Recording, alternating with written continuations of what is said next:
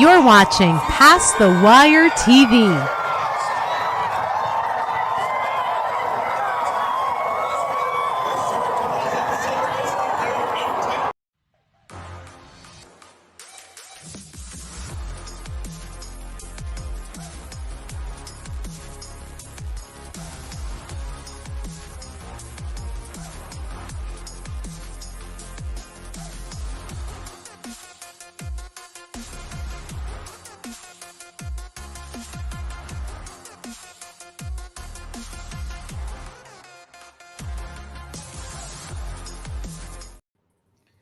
Ciao, ciao, everybody. How goes it?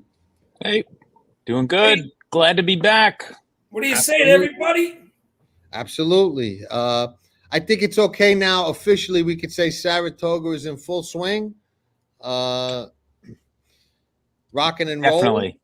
Rocking and rolling. When you're 2 weeks in, all the connections have had a number of races, and you're right. Big Saratoga Saturday 3 coming up. Two things I thought today were worth mentioning and starting the show with. Okay, one is blast from the past. Fernando Jara wrote today. Jara, whatever. Back from Saudi Arabia, where he was for a long time. He was at Gulfstream Park for a couple of weeks. Jose Santos' son, I think, is handling his book, or had been. I think he still is. And he was on the card at Saratoga today. More noteworthy, huge shout out to a friend, a great guy in racing. Love the guy, Mike Smith, man. He flies in, and Mike knows where just about all the bodies are buried at Saratoga. Wins the honorable miss for Safi Joseph on that fast filly.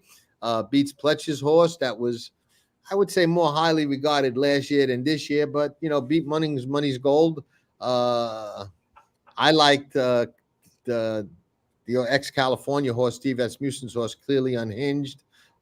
She looked loaded all the way, didn't get there, but Mike, man, beautiful ride, and just kind of took me back, because so many meets when he was riding up there regularly, I was there, and like I said, Mike is a long-time New York rider. Really nice to see him ship in. He didn't ride that many and win that stake. Big money, Mike. And you know what? You look about when you go back to watching that replay. He gave that horse. It's a mare, a mare that loves the distance, and he just stuck to the task at hand on the rail, and you knew he was winning at the 8th pole. Right. Big money, Mike. Absolutely. Jim, put that picture back up. I wanted to share a little something with you guys. Next week, we're going to have even a more interesting picture than this one. But this one, I'll tell you guys something. You may not know this, but you are on the show with the highest percentage winning owner in the history, 100 and something years of Saratoga horse racing. Okay? I am 1 for 1. 100%. There's no stat that says you gotta have run so many horses. I ran one horse at Saratoga. I'm a halo. There she is. She was mine. Ran under the name Concord Stable. That's a whole nother story. But she number was one. I bow down to you. Number one. I was 1 for 1 at Saratoga. And here's the funny part. There's my friend Joe in the winner's circle. He was my official rooter back then. I was bet like an animal back then. And he used to just be my rooter. I used to pay him just to root for my horses, and he was a good rooter. He could get you home. All right. Where are you in that picture? Who are you in the picture? Okay, I'm not in the picture. Okay. I watched that race from the restaurant at Calder Racecourse. Okay, if you look at the date, that was September 2nd, 2001. September 11th had not yet happened. Okay, it was that year. My mom was very, very sick. And I didn't want to leave her. And she was like, you're running. You got to realize, Gio, you noticed a little bit, Jimmy, I grew up shit poor. Okay. We had nothing. Lived in an apartment building that you would call it probably a tenement nowadays in Brooklyn, in Sheepshead Bay, where I grew up, had no money. My dad was a working guy, mutual clerk. My mom was a beautician, part-time, cutting hair. We were gamblers. made some scores, but you know, I didn't grow up with any money. I never dreamed I would ever own a horse that raced at Saratoga, let alone win. You know, but 1-for-1 at Saratoga. At Calder, my mom was like, how do you not go? I'm like, no, Joe's there, Peter's there, I'm not leaving you. She wound up passing on September 28th, a couple of weeks after September 11th. So she didn't have long, and you know, may she rest in peace. She's watching down, but we watched that race together at Calder in the restaurant. Peter's like, you're not coming in? I'm like, nah, I'm not coming in. He's like, we're going to win. I'm like, I know we're going to win, but you know, makes no difference if I'm there or not. I'm there in spirit. It was a pretty bare winner's circle because that time of the meet, everybody was gone. It was like after the Travers that weekend, September 2nd, you know, kind of thins out. So it wasn't crowded, but I'm a Halo, got the money. And when I had announcer Pete on the show a couple of years ago, Pete Aiello, the race caller from Gulfstream Park, we were talking, and his favorite horse ever happened to come up, and he goes, you would never believe me. He says, what? He goes, well, she was a claimer, but she was special to me, and he had this whole story about her. I'm like, who was it? He goes, I'm a Halo. I'm like, that was my horse. He goes, I'm a Halo. Was yours? I said, absolutely. She was my horse. I owned her. Stuff. There she is, 1-for-1 at the Spa. I am tied for the highest percentage winning owner in Saratoga racing history, and I'm going to stay that way. You want to know why? Because I ain't going to get another horse and run one up there. So I'm just about a lock to stay tied for that position. Yeah, and reading that, one more thing, reading that photo, you had Johnny V up. Peter Waldo was a co-owner with you? No, well, he used to take a piece of like every horse that I had. I had about, you know, maybe 8 or 10 horses at the time, and they were stabled at Gulfstream Park. But we shipped her to Saratoga because we knew she was good enough to win there, and she did. Way back in the day, I had one visit to Calder, and I think that became down the road. Correct me if I'm wrong. Gulfstream Park West. Yeah, they called it that when Churchill Downs ran it into the ground, and it kind of closed up. It became Gulfstream West, but it was a nice place in South Florida, and that's where I watched that race from, and many others. But 1-for-1 at Saratoga. You're golden, John. Winning percentage. You're golden. So at Saratoga, I hit my biggest pick 6 for 600,000, and had my you know, I had a lot of wins as an owner, but most of them were in Florida. But 1-for-1 as an owner in Saratoga, and Peter was my trainer. I had horses with Peter back then. I got to know him well back then, and I had horses with him, and we did very well.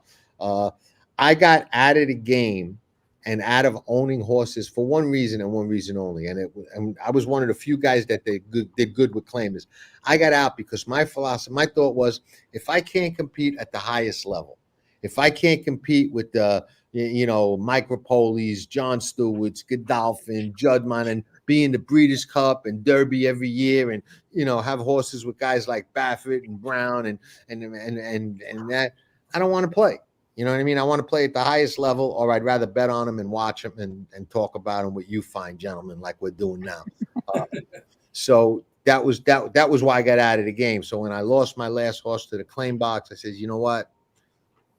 Unless I ever get back in at a high level. And I had chances. A lot of times people ask me, oh, you want to go partners on this horse? You want to get into that partnership, this partnership? No, if I ever did it, I don't want no partners. I do it old school. I'm the owner. I got my trainer. I make the decisions. I don't want to be partners with anybody on a horse. I don't want to have to argue where we're running, where we're not running, who's high, who's riding, all that other, you know, BS. Just not my style. You know what I mean? I've been around the game too long. I feel like I know enough to be involved in those decisions with my trainers. I wouldn't even hire a trainer that wouldn't let me have some input. You know what I mean? I might like acquiesce to, like, you know, if I was fortunate enough to have horses with Bob or Chad or Christophe Clement or, you know, guy like that, like one of the guys I would want horses with, I'd be like, I'll give you the final say, but I want to have a discussion, you know, and I reserve the right to override anything you say because it's my horse and that's just how it is. But you know, like I would never take a jockey off that I liked, like, you know, the Rock Your World, Umberto Rispoli scenario that we talked a lot about. You know, I would never do that. You know what I mean? And if my trainer wanted to do it, I'd be like, no, not happening. You know? Well, to put a thought to that, never say never. You and I could be sitting in 2030, 6 years from now. You know, I moved on, you moved on a little. Maybe we claim a horse together. I don't know, man. If it's not even the money. If I won Powerball 2 weeks in a row, I still don't know that I would. Okay. You know, I still don't know that I would do it. So there's too much involved with the game now that I don't like. So just, you know, I love betting on horses and doing it this way. And again, talking them with you guys, talking them to the people that are interested enough to watch our show, which we appreciate each and every one of you. So I enjoy it. I love what we're doing, and I love the game, but owning it really doesn't interest me anymore. Well, if we've gone through 2 Jim weeks, owns a couple. Jim's got a couple. He's in a little partnership. He's got some action going.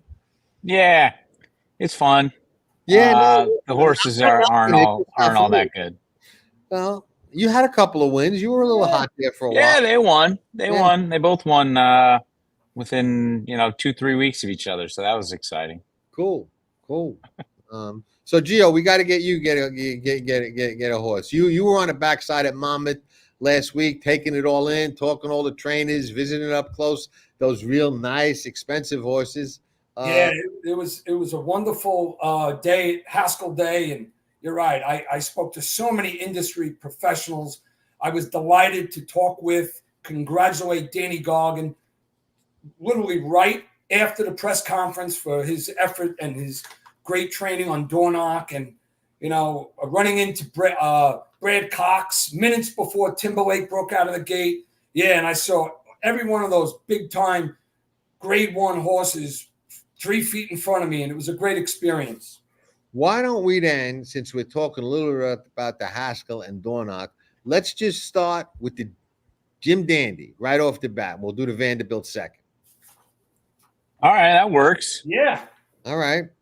I'm going to start by saying this, and I don't know necessarily that he's going to do it, but I will say this.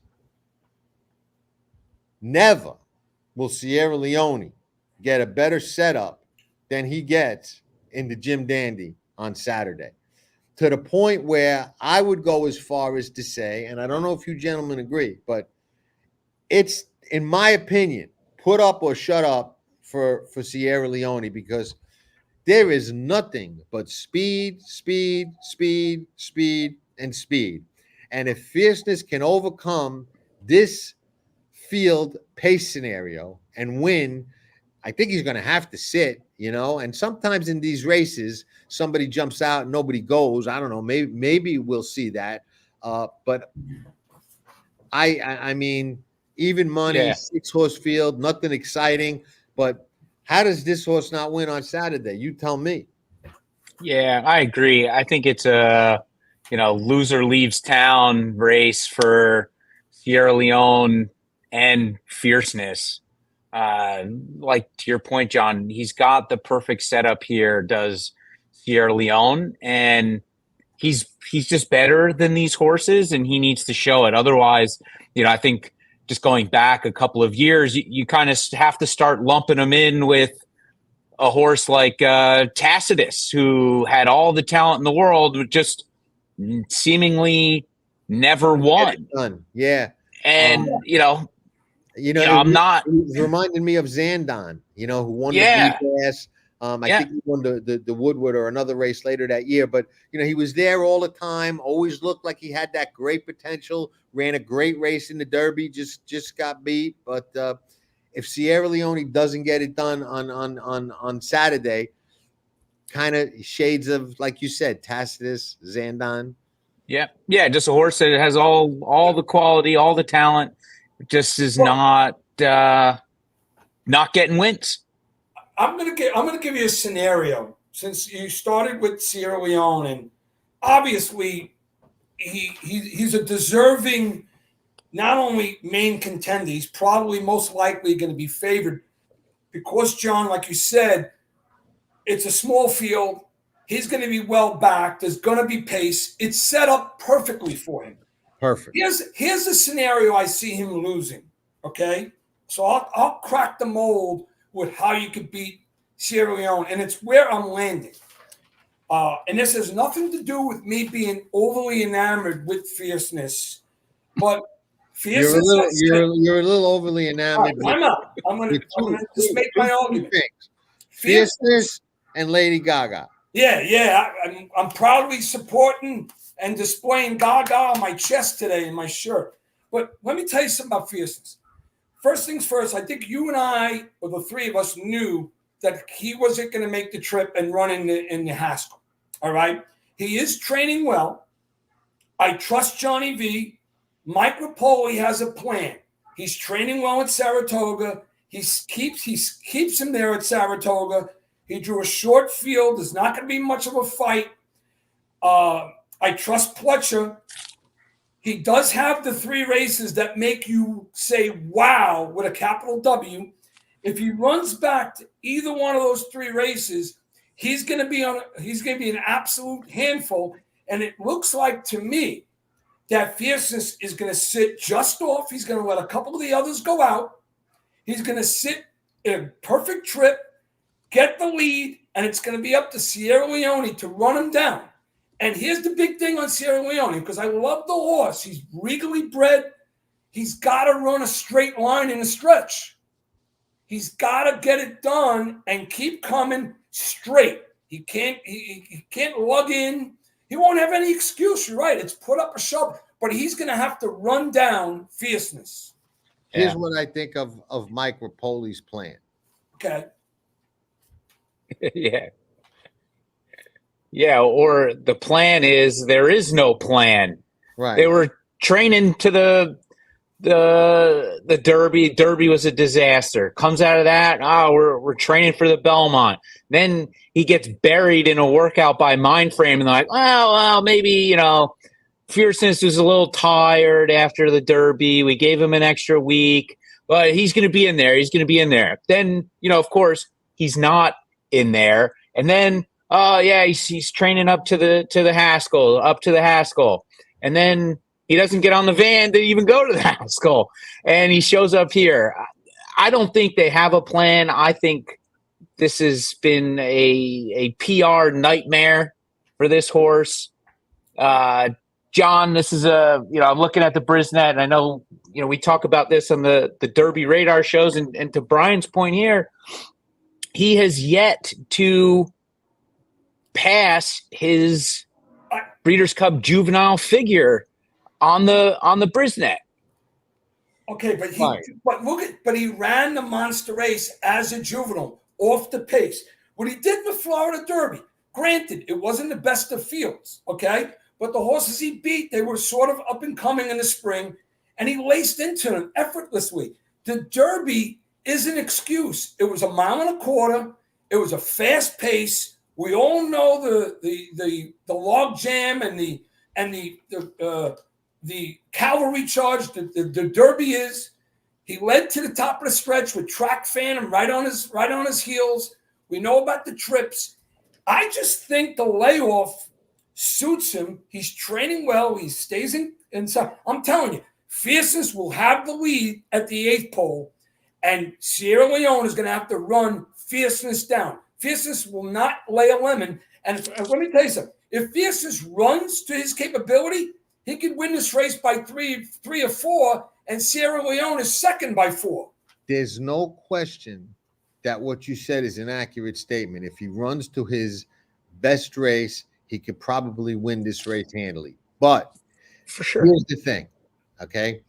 He reminds me, we talked about Sierra Leone possibly reminding us of Tacitus and Zandon, okay?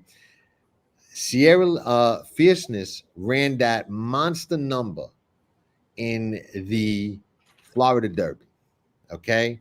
We can make an excuse for the Kentucky Derby if we choose to, but he flopped after that, okay? Hasn't run back. Was supposed to run in the Haskell, didn't. Had a work that was obviously subpar after that. Dreaming of Julia is who he reminds me of. If you remember Dreaming of Julia, she ran a 6 negative on Thoroughgraph in the whatever the Gulfstream 3-year-old races before the I know the horse. I know the filly. She flopped in the Kentucky Oaks, lost to Princess of Silmar, who I bet at like 25-1.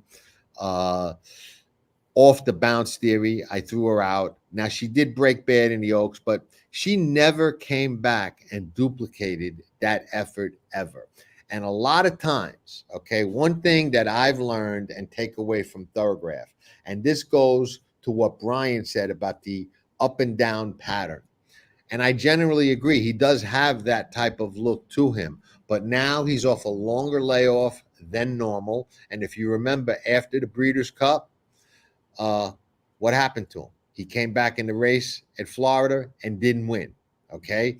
Off a similar type of layoff, even though that was a down cycle pattern if we go by that pattern. But when you have a horse that runs a number like he did in the Florida Derby, sometimes that takes everything out of him. And when he crossed the wire in the Florida Derby and all the Fierceness fans were, yeah, I can't wait to bet him, I was sitting there saying the race he ran today is the race that they needed to run in Kentucky. And he shouldn't have been that cranked up. That was not the day to run that race. Now, that race may have knocked him out. I won't be surprised if we see one of two things. One, Fierceness tank and just fold like a soup sandwich, or two, might not even make the gate, okay? Neither one would surprise me. And the third scenario, if he wins, like Gio says, he of all the speed in there, he's the one in the Breeders' Cup Juvenile showed that he could sit third on the outside, make a move, and run. Correct. But those are some fast horses. But, John, one thing I have to add, it's a good time to fit in. When he won that juvenile race, he beat a horse named Muth, who is arguably one of the better 3-year-olds in the country right now. Right. You know how fast Muth is. Right. You know? Oh, and his big race over Saratoga. And just for the fun of it, even though I watched it 12 times, I watched it again today.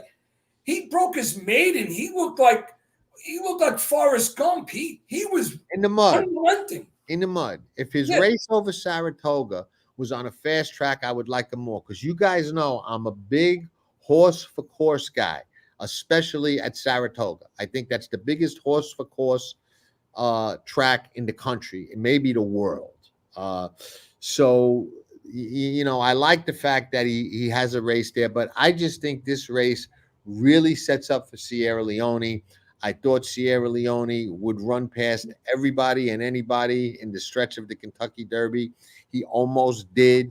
You know, his Belmont was a little disappointing, but I like Chad coming back off a subpar race. He usually regroups very, very well when he doesn't back off. I really thought he was going to train him and run him fresh into the Travers. But the way the race shapes up, I got to say that he certainly made the right call, because this horse will never, you can't script a better, right. And John, setup for him. But the setup is you're right. It's pristine for him, but he's got to run straight. No more the lugging. The time's up. You got to run a quality race, right? I like the horse. Listen, I told you this on the phone the other day. His 6 races, we know what happened in every one of the races. He's lost by inches twice. So basically, he's not 3 for 6. He's basically 5 for 6, and he missed by a couple of inches. But in the Belmont, that's what disappointed me. I went all in on Sierra Leone in the Belmont. All in. Now, I know it's a 1.25 miles. It's a little different than this race. And, it was a more diverse field, if you will. And we both know what happened. But he didn't get it done, and I fully expected him to get it done in the Belmont. Wonderfully bred, wonderfully talented. He's got to catch Fierceness. That's what's intriguing about this Jim Dandy. Fierceness is going to have the lead. You know, I'm just going to give my handicap, and I'm going to give it to you guys. I'm on 6-1-3. Fierceness, Sierra Leone, and Batten Down. I see Batten Down being the speed of the speed, because that's the way he's grown to run his last 2. Fierceness overtakes him before the 8th pole. Fierceness has 2.5, 3, and then here comes the freight train. Will he run straight and will he catch fierceness? That's how I see it. That's pretty much the race, and I think anybody that's handicapping would be hard pressed to really see it and or script it another way. That's essentially, I think, what it comes down to.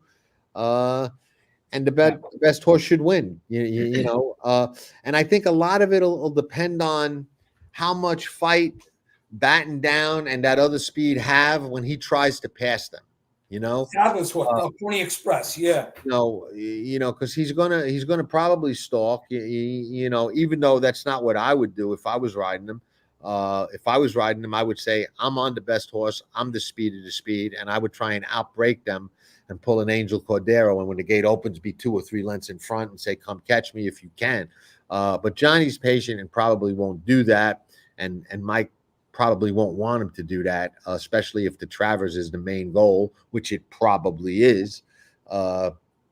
So yeah, he'll probably stalk, and how much that other speed fights with him when he tries to pass them, I think will determine, okay, and what that 1/2 mile and 3/4 is, I think that will determine a lot in whether or not Sierra Leone can run him down, because Sierra Leone, I believe, will be coming, you know. No doubt. I think it's much less likely that he flops or throws a clunker than fierceness. I think if either one of them is going to throw a clunker, it's going to be fierceness. I think he's been, you know, pretty honest and pretty consistent. And, you know, I don't think that's going to change on Saturday. I think it will at some point. It does with most of them, but I don't think it's going to change on Saturday. I think he's going to come with his run, and we'll see. What do you guys think of the board? I was trying to put together, because I did all my capping with no morning lines.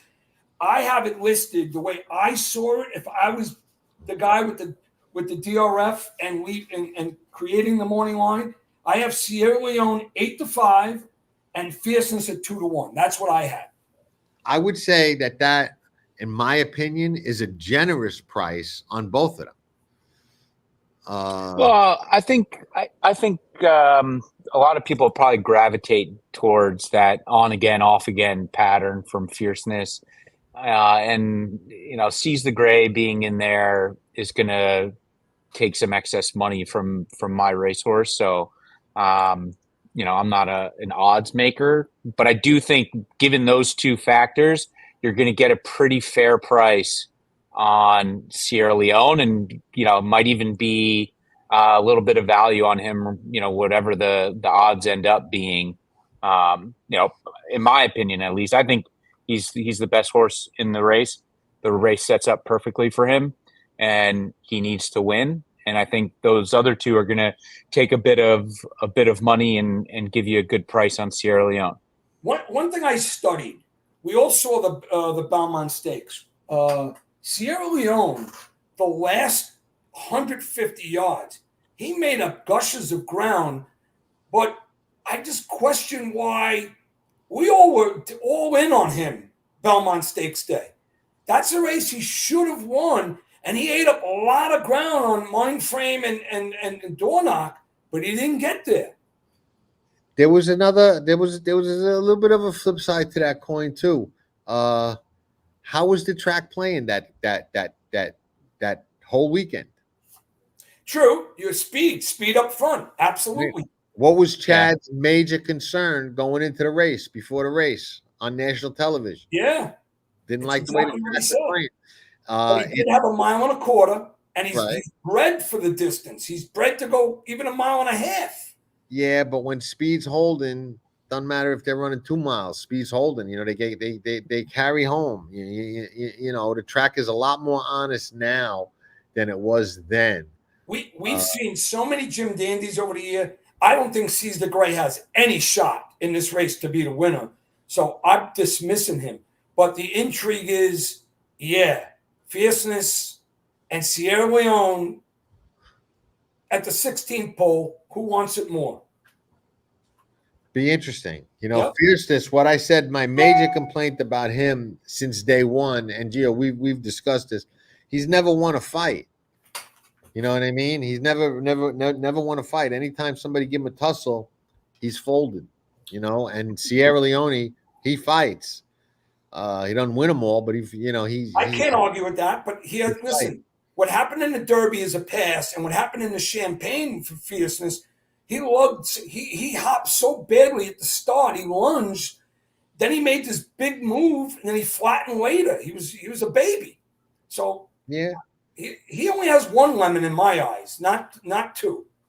But What about the race in Florida? we saw what happened at the start. He got, he was squeezed and rushed up. He had no pace. A lot of excuses. There were a bunch of tomato cans that squeezed him, and he was never able to recover. Hades in that race is gone. You don't even hear of Hades anymore.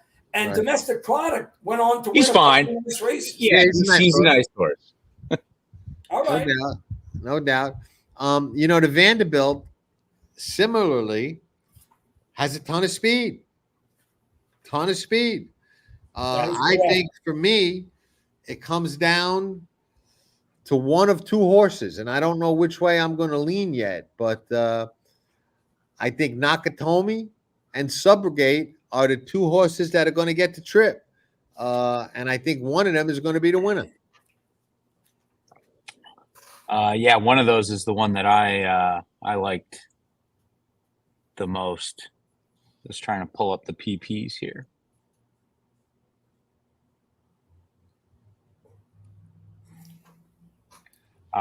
This race is very interesting. I think it might be one of the more exciting races that we see all summer, just given the amount of speed.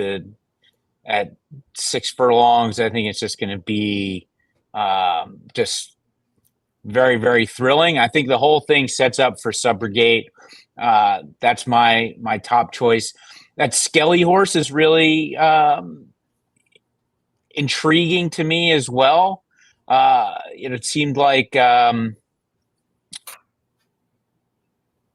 should just fire out of there and try and take them all the way around. But I think Subrogate is going to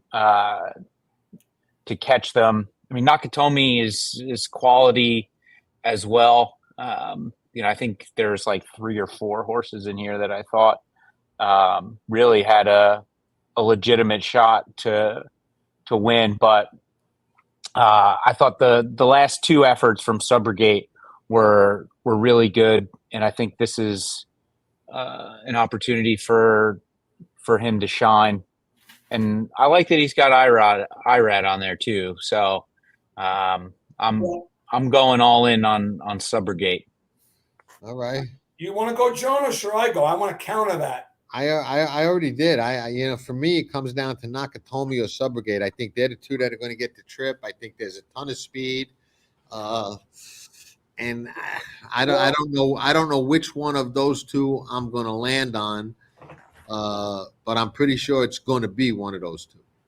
All right. Well, I'm decisive, and I'm going to tell you why I'm decisive. And you guys are missing one thing.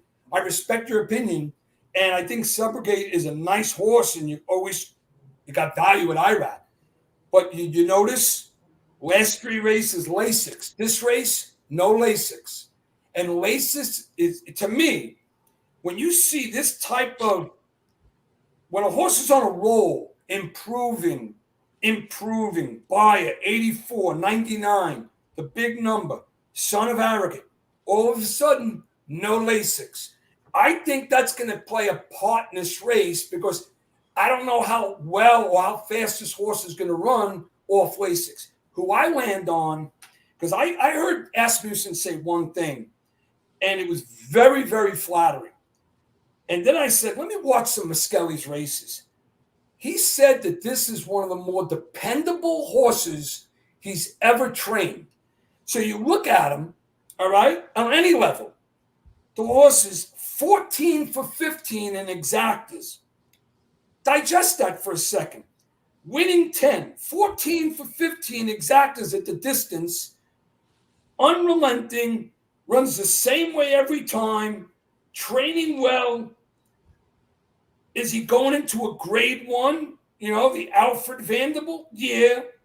But he's going to be a handful. And with geldings like this, they just keep running and running.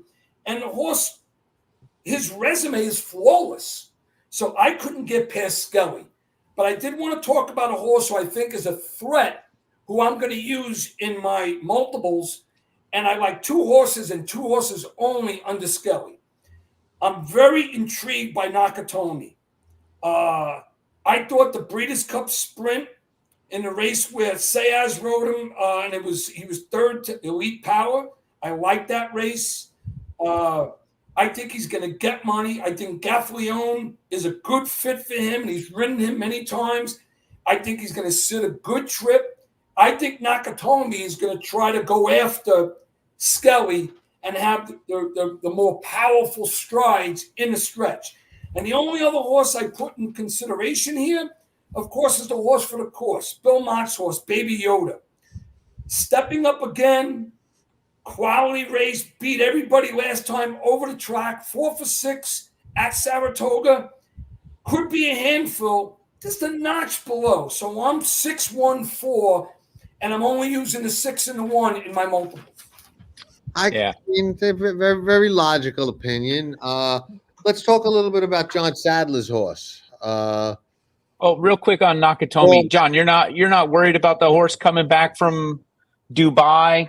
I always worry about that. About it. That was a red flag to me. And Ward's been a little disappointing so far this summer at Saratoga, and that was another part of it too for me. I agree with both of those points. The Middle East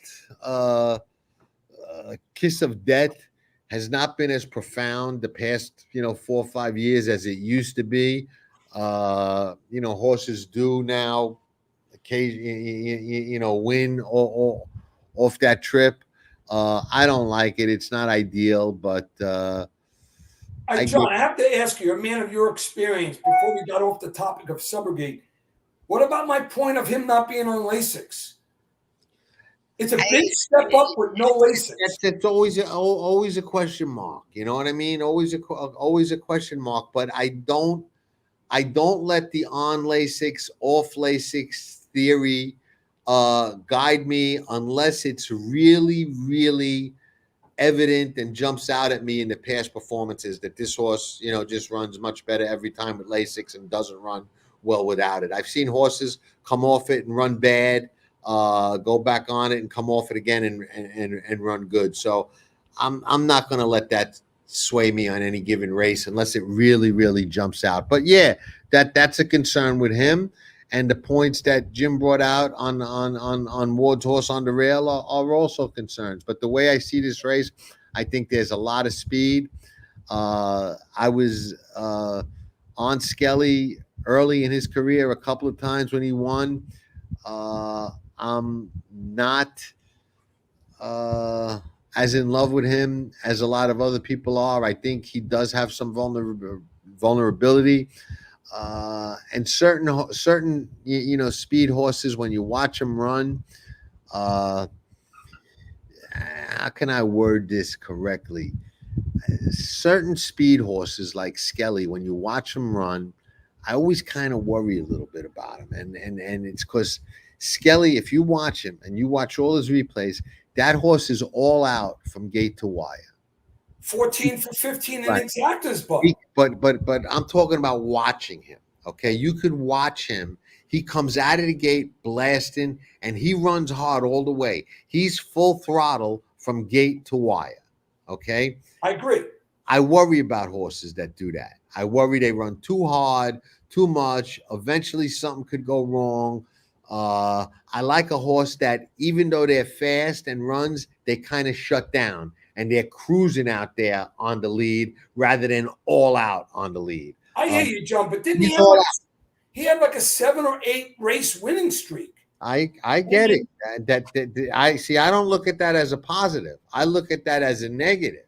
No, he's coming off the second. But what I'm trying to say, everything they asked of this horse, and he was bet down to the bone every single time, odds on, performing after performance after performance. I don't think this is a powerful Alfred Vanderbilt field. Right. Steve Bridges brings out a good point. He did break slow in his last 2 races, and that did cost him in both of them. Yes, Steve. Yes, good point. I was going to bring it up. Good. Thank you, Steve Bridges.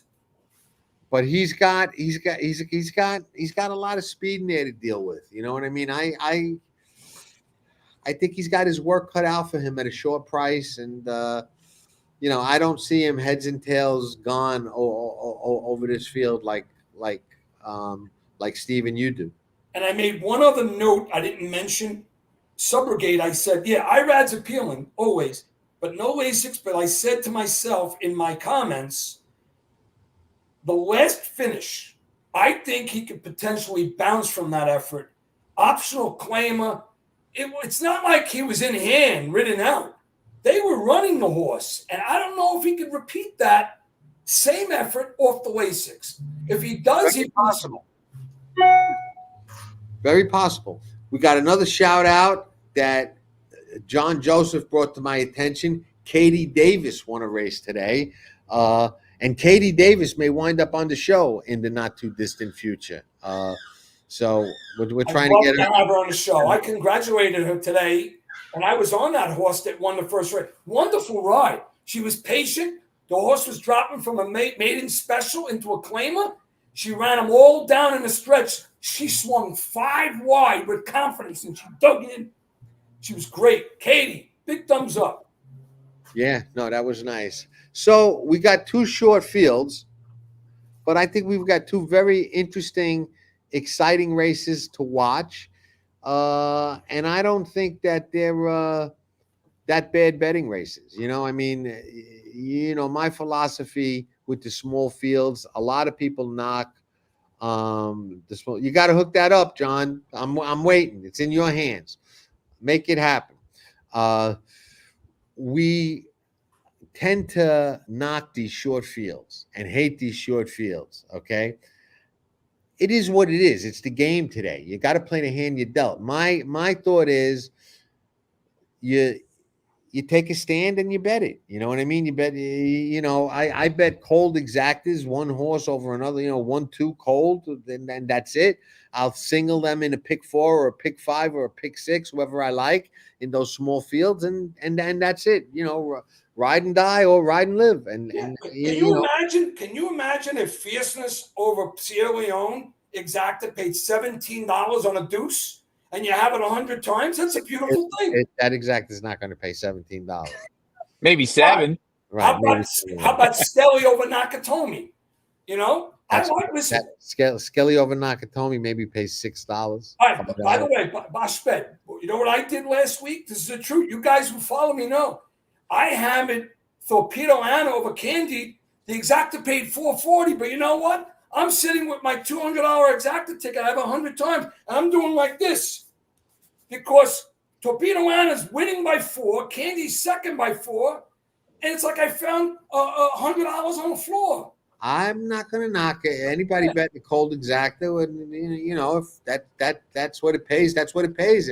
All I'm saying is that in those kind of short fields, especially if you like the first or second choice, you got to single them or just bet an exacta cold. You can't be using more than one number. That's all.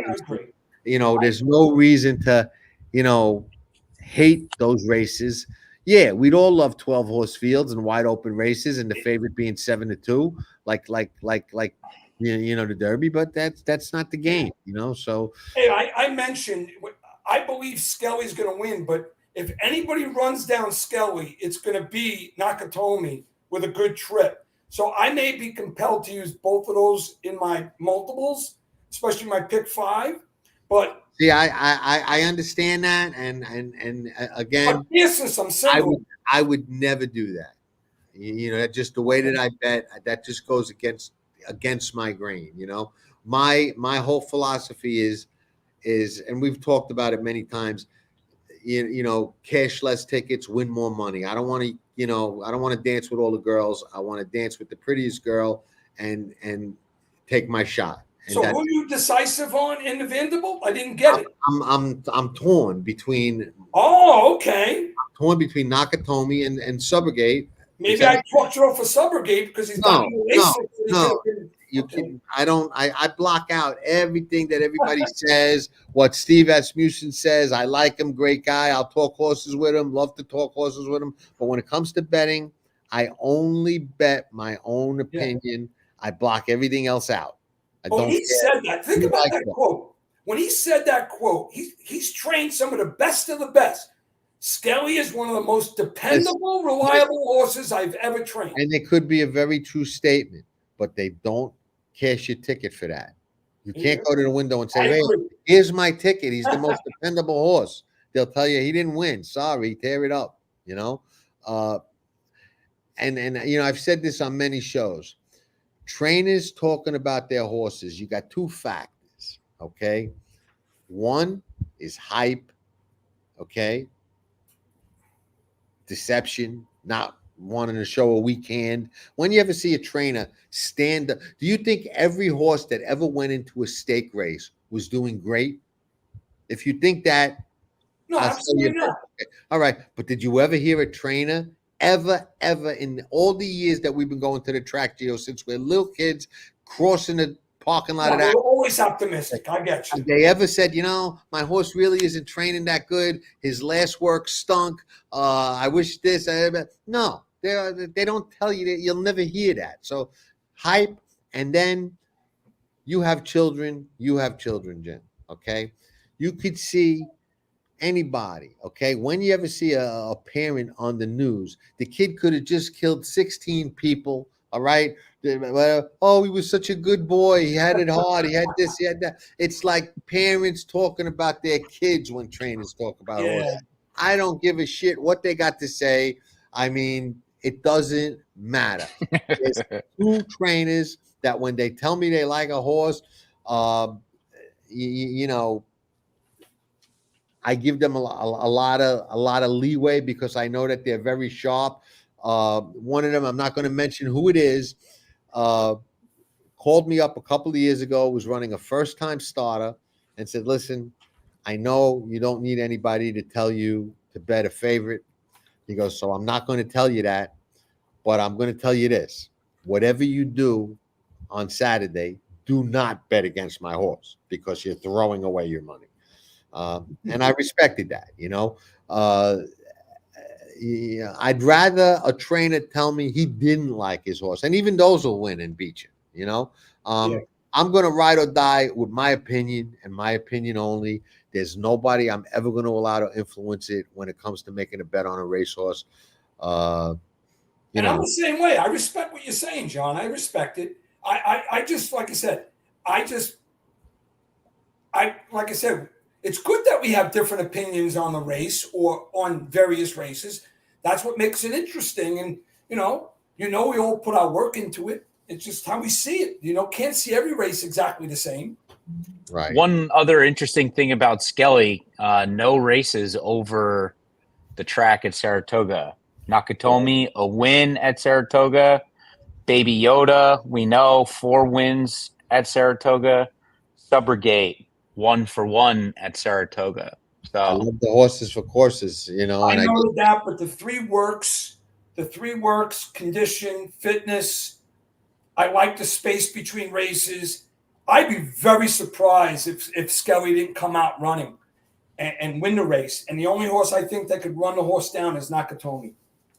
Baby Yoda, I'll tell you one thing. Baby Yoda took a lot of money out of my pocket when the horse won his last at Saratoga because I wasn't on him that day, and he paid a big number in the True North. it was like 7-1. Yeah. 9-1. Yeah, he was a little bit overlooked, and he may wind up a little overlooked on Saturday as well. So we'll see what happens. We'll see. But I have a few that I want to talk about on the undercard. I don't know if you're ready for that, but I did want to have the opportunity to tell our viewers about some of the horses I like on the undercard. I'll be rather quick about it. That's a bet against right there. But go ahead. I got to make my bullet point. Okay, to the viewers out there and for Jim and John as well. Race 1, Saratoga Saturday, maiden special, 1.16 miles on the lawn. I land on 2 horses, which is going to be my exacta. It's a big field. I think they're a must-use in your exotics. I like the 7 West Beach, got Leone up for Brandon Walsh, son of Omaha Beach.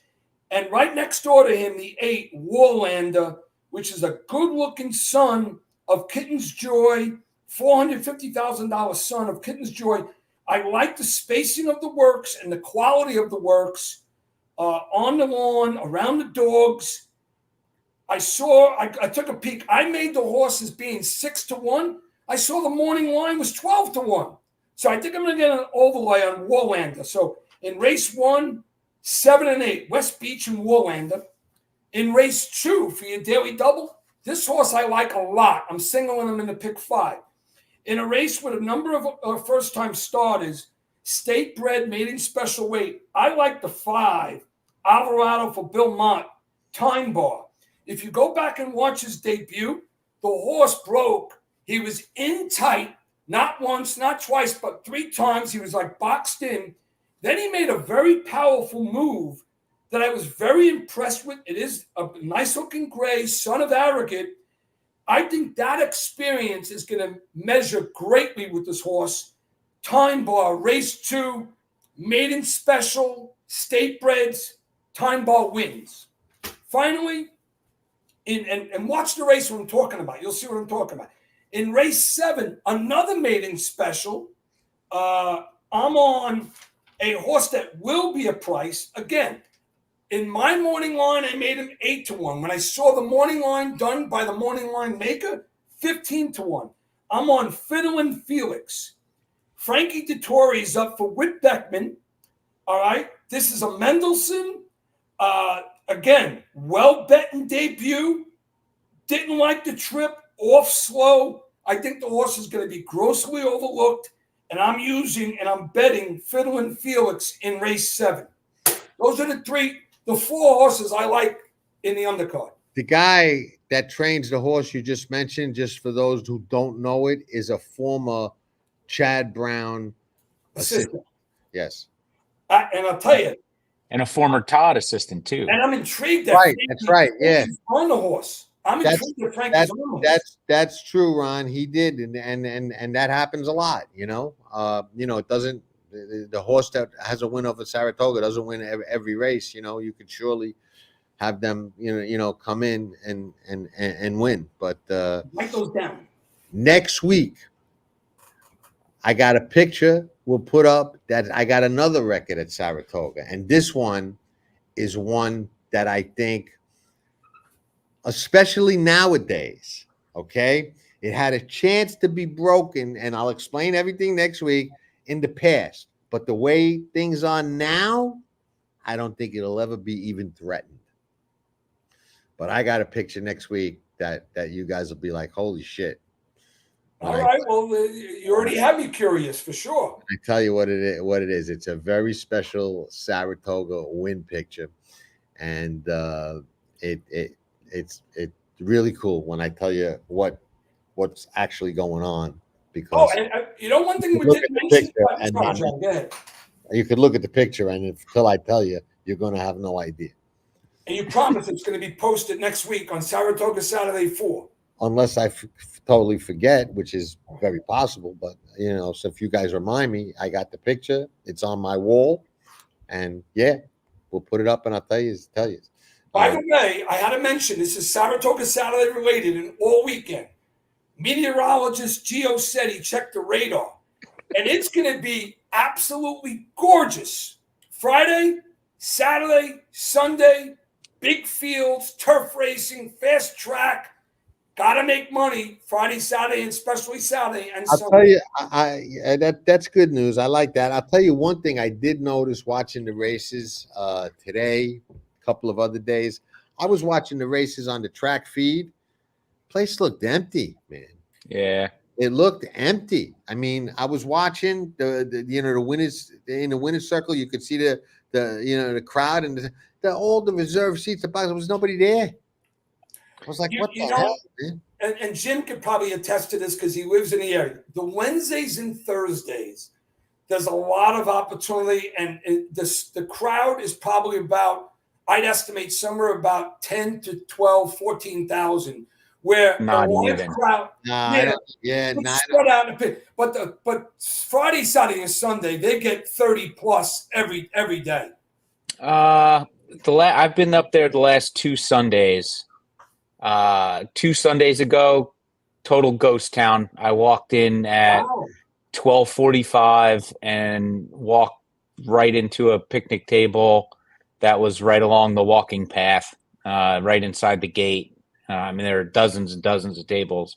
A little bit more crowded this past Sunday, but still was able to find a picnic table right next to the walking path. And I don't know. I'll be up there tomorrow all day, and we'll see what the attendance is like. But I would say overall the attendance has been a bit sparse. It looked like sure. it looked like a ghost town back in the day when it was the August place to be. Every day was packed, excitement, electricity in the air. Well, listen, that could be a point too. We're still in July. It's only the third Saturday. I mean, Jim Dandy Day, I'll make a prediction. I think the beautiful weather and Jim Dandy Day, and if you guys don't know the story about Jim Dandy, it's a great story. I'll mention as a historian, Jim Dandy was a horse that won and paid like $120 at Saratoga, and they named a stake after him. Right. But I think Saturday is going to get 30, 35,000 people, even for Jim Dandy Day. You'll see. Let's hope so. John, yes. Teddy did teach me to read the sheets, and I wrote an article about that on Past the Wire a couple of years ago, and it was very funny how that happened, okay? Teddy was a guy used to hang out with the Hardoons, Jeff Hardoon, Jonathan Hardoon, a guy named Allen, and they were the only guys with the Ragazins back then, and they used to win as much or more than anybody. And I was betting serious, and I used to look at them, and I'd be like, these guys, they're just good, man, and they were. Okay, they would take down monster scores back then, monster scores, and Teddy was one of them. And I was a mutual clerk, and Teddy used to come to my window, okay? And let me tell you, the guy definitely had a major impact on my betting. This is how Teddy would bet, okay? Now, back then, the biggest thing you could bet was $250, okay? That was the biggest thing you could key in as a mutual clerk. Teddy would come to my window because he liked me a little bit, and he would come to my window and he would say, give me $250 to win on the 6 20 times. Oh. Boom, boom, boom, boom, boom, boom, boom. I would punch all those tickets. He would give me the exact amount of money in hundreds, and that was that. Then he would say, give me $250 exacta, 6-4. Give me that 15 times. Boom, boom, boom, boom, boom, boom, boom. And that was it. 6 and the cold exacta. All right. And he would hit them, come back. I paid him $100 grand, $120 grand, more times than I could possibly remember. Okay. So now one day, I forget the name of the race. I want to say it was the Man of War Stakes, or it was a big turf race at Belmont Park. Okay. Crowded back then every Saturday at Belmont Park. I'm walking around with my buddy Joey DeMeo. He watches all these shows. He's still like my brother from another, literally family. And we got so many Saratoga stories, but this is a Belmont story. There was a filly running against, no, she had run against the boys. It was a filly grass race, okay? She had run against the boys in Canada and won, and I loved her, okay? Her name was Carotene, Carotene. Jose Santos was riding her. Roger Atfield trained her. We're walking around in the morning, sat about 11, 12 o'clock. The races haven't started. I see Teddy.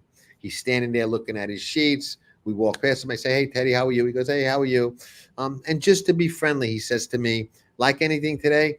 I said, as a matter of fact, I do. I love this filly in the stake coming off that race for boys. And he looked at me and he made a face that like I didn't like and said, if you like that horse, you shouldn't bet the race. And he walked away. And I said to Joey, I says, what the fuck was that? I said, this guy just told me if you like that horse, don't bet the race. Did you see the face he made? He goes, yeah. I'm like, the guy does he think he is? I don't understand that. What a weird thing to say. Turned out the guy would do me a favor. So I bet the horse. Like I said, I don't let nobody change my opinion. But I bet the horse. She didn't win. She was up the track. Next day, Sunday, a lot less crowded, a lot less people there. I see Teddy watching the replays from the day before. Back then, it was a different excuse me, different world. You couldn't even watch the replays at home. You had to get to the track early, and they would show the replays from the day before. And there's Teddy watching replays, taking notes, right? I walked over to him. I says, Teddy, I got to ask you. He goes, why? I says, yesterday you said to me, you like that horse, don't bet the race. I mean, where did that come from? How did you know that? He looked at me and he said, she was just too slow. She couldn't win. I'm like, but how did you know? And he said, the sheets. I says, you got to do me a favor. I said, sit down with me, spend some time, teach me how to read these friggin' sheets. And he did. He sat right down with me for about an hour and a half that morning. And he taught me how to read the sheets that day. And it changed me as a horse player going forward. Yeah. And I always like to say this, and if Joey was on the show, he would tell you, okay, that the pupil surpassed the teacher, because all those guys, Jeff, Jonathan Hardoon, all of them, Teddy, that guy Allen, they were taking down those scores. I was looking at them. We would go to the rafters at Saratoga. They were all getting in and out of Porsches. I had a Plymouth Duster, okay? I just couldn't understand it, you know? A year or two later, after he taught me how to read those sheets, you know, I wasn't a Porsche guy back then. I am now. Well, not really, but I'm a car guy. You know that. But white Eldorado Barrettes, Vogue tires, True spokes, red leather interior, which, Gio, you know, back in our day, that was the ticket, man. But changed me as a horse player forever. And I owe him a debt of gratitude for that, because he took the time to sit down. But I wrote an article about that on Past the Wire, and the name of the article is, if you like that horse, don't bet the race. And that was the story. He told me, if you like that horse, don't bet the race. I'm like, who does this guy think he's talking to? You like that horse, don't bet the race. You season with the years. It's a good story. I got a kick out of all you shared just now. You know, you develop your own foundation of how you interpret things. I told you one of the biggest difference you and I have as handicappers, even though I'm getting into Thoroughgraph, I'm still a bottom line buyers guy, because I've been like that from the very start when Andrew Beyer came out with the formula. I have a saying, you can't make chicken pie out of pigeon shit. And sometimes I eliminate horses, I kid you not, and I have an extremely high percentage on the buyers, on collective buyers. If I see what I don't want to see, I eliminate them, and it's pretty successful, because I interpret the buyer speed rating along. I know it doesn't account for things that Thoroughgraph does, but along with my eyes in film review, I have a system where I use those numbers collective with race review, and then, of course, the foundation of connections, pedigree, this, that, and the other thing. But I remember that, and I never take a horse to be hitting the board or taking a horse. You can't make chicken pie out of pigeon shit. My saying is, you can't make chicken soup out of chicken shit, which is basically the same thing. Yeah. But, so, but methods. I don't have a chicken shit saying. I got to develop one. You got to develop one. Big Race Jim needs a chicken shit saying. But I like the other one better, the fiercest one. It's going to fold like a soup sandwich. Oh, okay. Well, I think fierceness is going to be fierce and put on a show this weekend. I'd be very surprised if he did. Well, we'll find out. Any insight? What's up? Going to be Del Mar this Saturday. I'll put something up about Del Mar. I haven't looked at those races. I don't see the questions. Can we put some questions up before we go? Yeah, if you should see them if you just click on the chat. Can he do that? He can, right? Oh, there you go. I didn't know that. I'm sitting here leaning back. I didn't do anything to my computer. The people have been talking about you, insulting you, and I was wondering why you weren't saying anything. Hey, listen. I'm kidding. Nobody inside. Kidding. No, but if they did, they're entitled to their opinion. But just don't say anything about Lady Gaga. She's my girl. All right.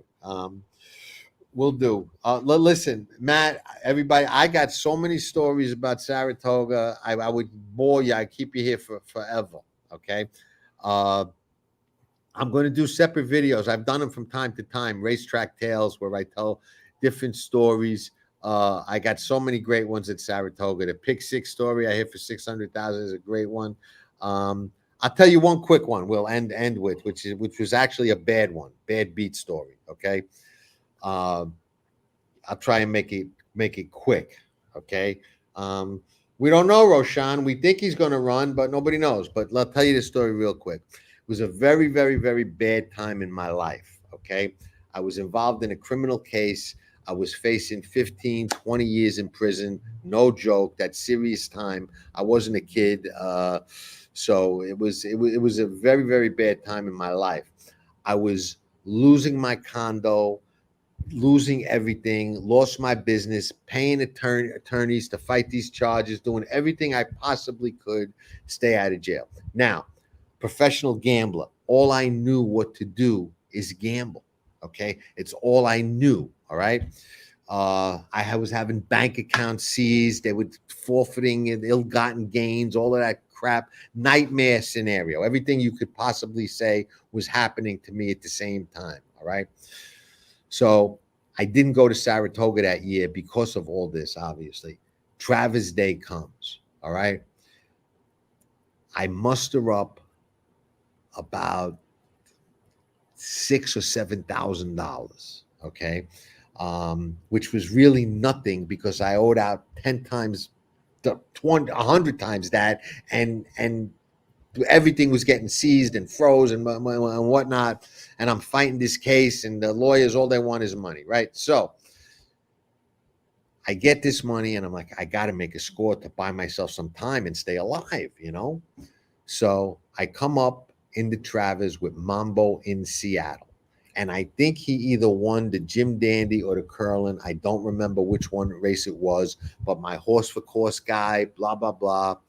And my dad was home. He lived a couple of blocks from me. I was still in my condo. They hadn't taken it from me yet. I was still in my condo, and beautiful condo on the ocean that I lost. Forget about it. And never should have happened, but that's a whole nother story. So I didn't want to stay at the track. I was too depressed. I said, you know what I'm going to do? Back then, if you remember, TiVo was like the first thing that came out where you could like record stuff and watch it later. Okay. So I recorded, set the races to record. I drive to Calder. I wind up betting all the 6,000-7,000 into the pick four. I buy $50 pick fours. Okay. Every one of them singling Mambo in Seattle, Mambo in Seattle, Mambo in Seattle, Mambo in Seattle, all different combinations. But the way that I bet, where I'm just going back at the horses I like, and I zip home. Okay. Now my dad knows exactly what I'm doing, right? So I tell him, whatever you do, don't call me, don't say nothing. I want to get home and I want to watch the races when I get home. So don't tell me nothing. Okay. And I'm desperate for money. Okay, I left myself penniless, no money to eat. You want to talk about all in? I was all in and then some. All right. I get home, sit on my couch. All right, still in the beautiful condo, ocean breeze, nice, sitting there, turn on the races. I don't remember who won, but I wind up alive with Mambo in Seattle for a lot of money. Okay. I don't even know how many times I had it. I think afterwards I figured it out. It was probably about, I don't know, maybe 120,000, 130,000, which was life and death to me at that time. Okay. The race goes off. Mambo in Seattle swings to the outside. He comes flying.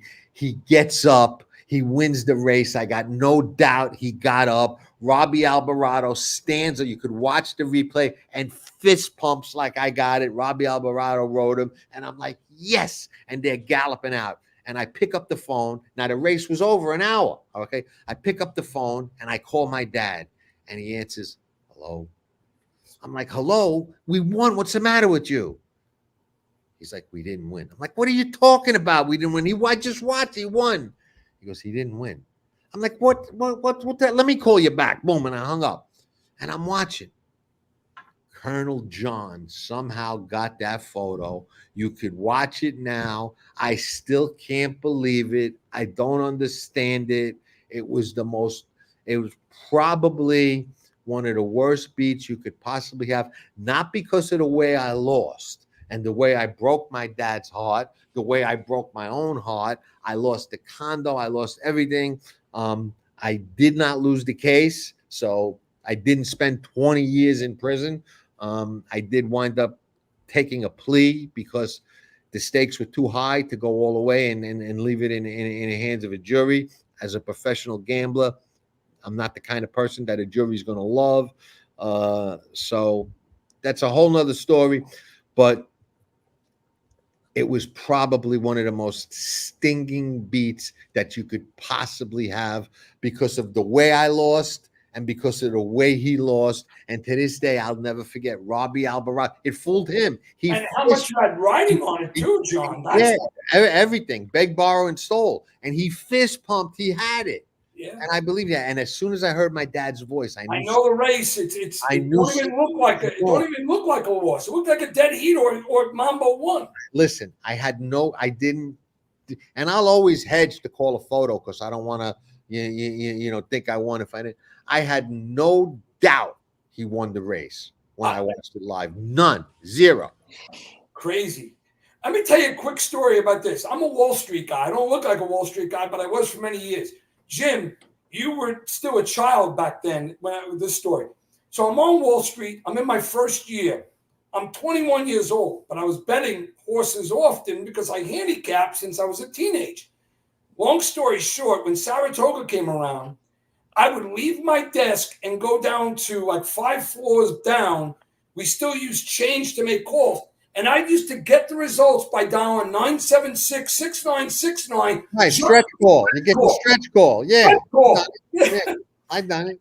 And I would make sure I had a bunch of change because I do it every day I played. I'd go to the OTB at lunchtime. There was no online betting, no game, no opportunity online. And yeah, I'd listen to the stretch call, and I would hate it when I put my change in and my horses wouldn't even get a call in the stretch. So you knew you were dead. Yeah. It wasn't the whole race. It was the stretch call. Absolutely. Yeah. But next week we'll have a good story, a more happy story about Saratoga and that picture. And everybody, that's a great story, and it is definitely a record. All right, well, one thing, I don't know if we got onto the street. You guys have anything on the undercard for the viewers like I had, or you didn't do it yet? I haven't looked yet. Okay. No. I will say, though, tomorrow. I appreciate that. I appreciate all of that. Go ahead. What are you going to say? Tomorrow, Thursday, the stake race, if that Appleby horse draws in, I think he's got a big shot. Just forget the name. Not that I'm, breaking any news that the Appleby horse on the grass would be a good pick. What is it? Oh, Star Guest, the 11. If he draws in, another interesting one in that Crest Stakes is Zeitlos. Dirt horse might get a little overlooked, and kind of.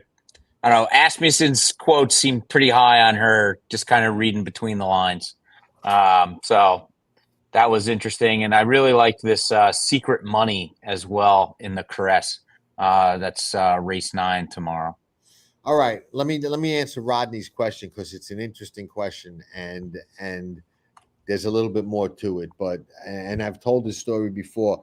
I one time watched a race with Bobby Frankel. His horse went easy. He cursed. Horse galloped, the ears pricked, dancing, ran real fast. I'm like, why are you cursing? He goes, I wasn't pointing for this race. I was pointing for the race at Keeneland. I'm like, so what? One so easy. He goes, doesn't matter. When a horse runs fast, whether they do it easy or whether the jockey is whipping them, it takes a lot out of them and they can regress off that race. Think about it. How many times a horse runs 108 flat and the jockey's under wraps and they say, wow, he could have ran even faster. Yeah, what could he have done? 107? Nobody runs. Who runs 107? He couldn't have run any faster. It's just an illusion that he could have run faster because the jockey wasn't asking him, but he was given all he had without the jockey asking him. So that's very deceptive. Fast races take their toll. And I learned that from Bobby Frankel, who's one of the best ever at what he did. I got a comment for Rodney on that about Torpedo Anna, and I really mean this. And trust me, guys, it's hard. It's hard to find anybody that watches and studies more races than I do, and I really mean that. I'm like, that's what I do. That's my thing. Torpedo Anna, her progression from being a juvenile filly to where she is right now as a 3-year-old, and I said this to John, and I said it before the coaching club. Okay. I think she's going to could be 1-9 if she runs in the Alabama. But one thing I said, and I really mean this because I just see a very rare ability. I think that Torpedo Anna is starting to scratch the surface, is not there yet, but being as good as Personal Ensign was. I could be an all-time great. She's headed towards that, to what Personal Ensign did. And Personal Ensign was 13 for 13, winning her 13th in miraculous fashion in the Breeders' Cup. If you want to watch a race, watch Personal Ensign's last race of her career. You want to see heart? That was one of the best examples you'll ever see of heart, refusing to lose. Right. Do you guys agree that she's that good?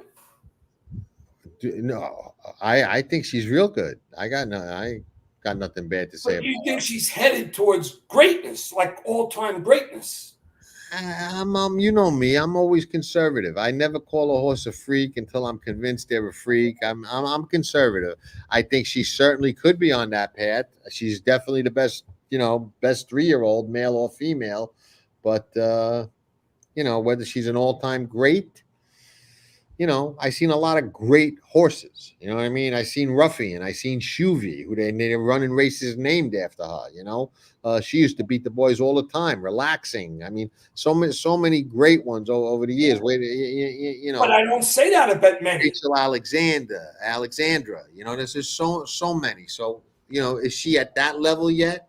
Not in my book. Can she be? Absolutely. We'll find out. All right, I think we took enough of everybody's time. Thank you all.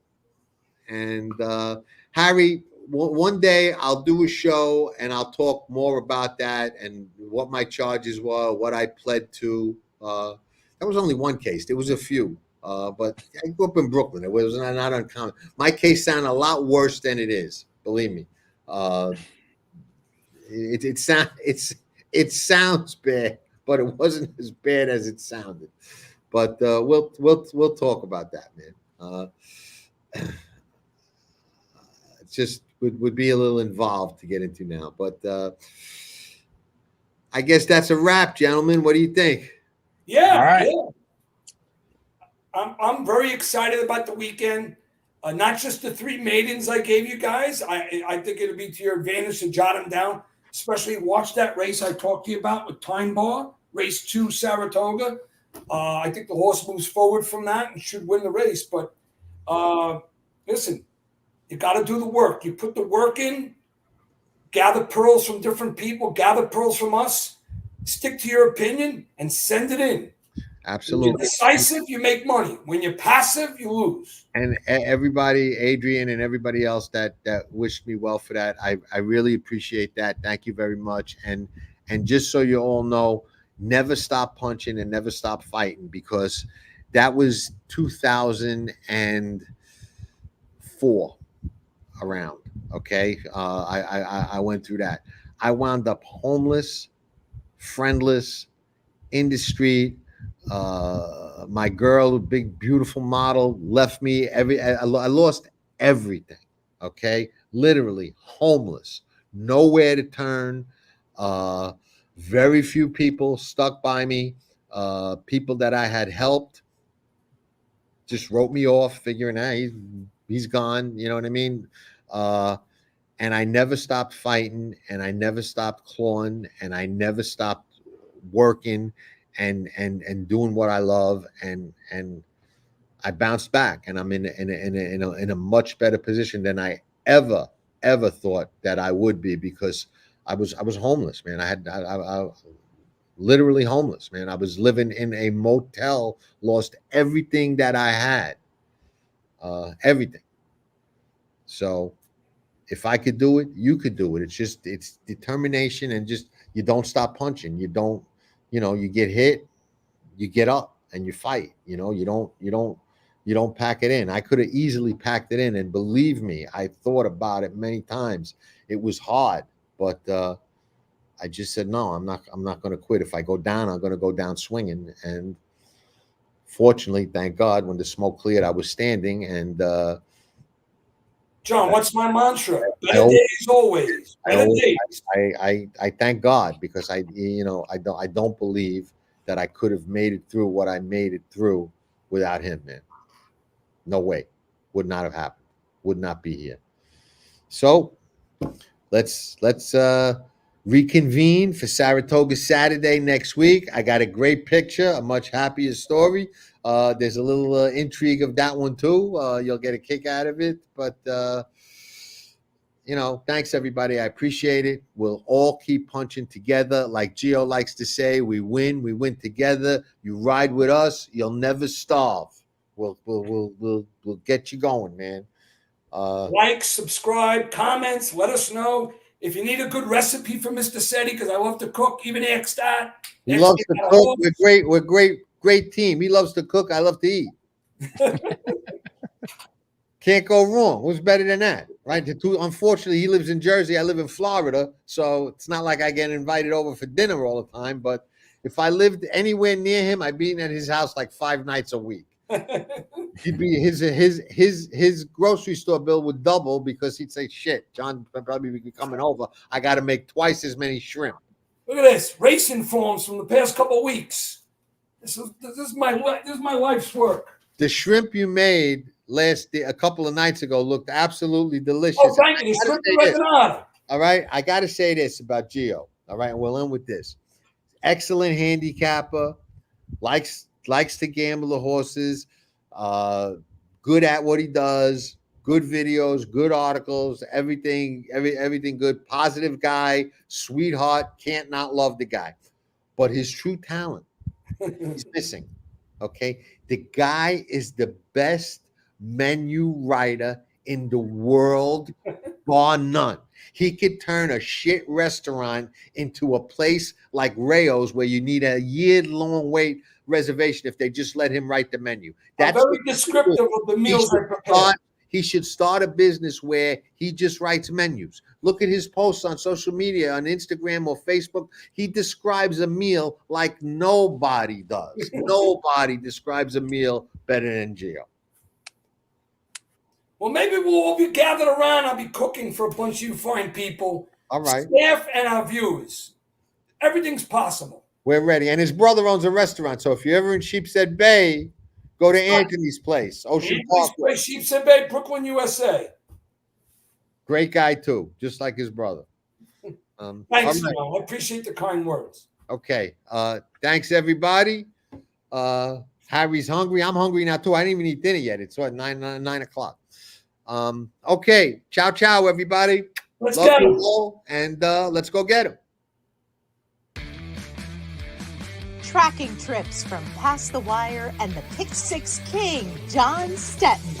As your handicapping partner, John is your second set of eyes on the past performances, replays, numbers, trips, and more, helping you find the angles and plays others miss. Each week you get expert analysis, smarter ways to press your opinions, and the keys to cashing bigger tickets. Tracking trips from Past the Wire. Give yourself an edge and partner with a pro. Get a second set of trained, experienced eyes. Join today. Membership has its benefits.